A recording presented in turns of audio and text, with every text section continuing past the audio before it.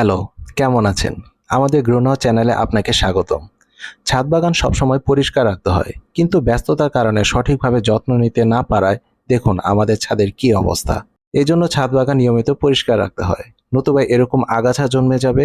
আর এই আগাছাগুলোকে পরিষ্কার করা সহজ নয়। এজন্য আমরা আপনাকে বলবো ছাদ বাগান নিয়মিত পরিষ্কার রাখবেন। বিশেষ করে এই যে দেখুন টবে কি পরিমাণ ঘাস জন্ম নিয়েছে। আর যিনি এই ঘাসগুলো পরিষ্কার করছেন ইনি আমাদের চ্যানেলেরই একজন সদস্য। আমাদের বাগানের মেনটেন্যান্সের বিভিন্ন কাজ করে থাকেন।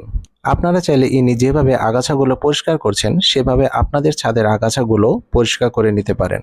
আর এটা হচ্ছে আমাদের সেই জিও ব্যাগ, যে ব্যাগে আমরা লাউ, ধুন্দুল, চাল কুমড়া চাষ করেছিলাম। 20-25 দিন পরে থাকায় দেখুন কি পরিমাণ ঘাস জন্মেছে।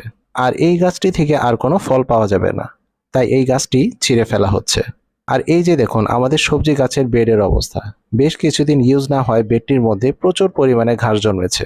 দেখুন খুব প্রফেশনাল স্টাইলে বেডটি থেকে ঘাসগুলো ছিঁড়ে পরিষ্কার করে দেওয়া হচ্ছে। এখানে আমরা একটি টবের মধ্যে সবজি পচিয়ে একটি লিকুইড বানিয়েছি। এই লিকুইডের মধ্যে আমরা মাটি দিয়ে দিচ্ছি, ফলে এই মাটিগুলো জৈব সারযুক্ত মাটিতে পরিণত হবে, যা আমরা পরবর্তীতে গাছের সার হিসেবে ব্যবহার করব। এই যে দেখুন আমাদের করলা গাছের পাশ দিয়ে অনেক আগাছা জন্মেছিল, সেই আগাছাগুলো আমরা পরিষ্কার করে নিচ্ছি। আর এই ছিল আমাদের ভিডিওটি ভালো লাগলে লাইক, শেয়ার এবং কমেন্ট করে জানাবেন। আজ বিদায় নিচ্ছি, ভালো থাকবেন, সুস্থ থাকবেন। আল্লাহ হাফেজ।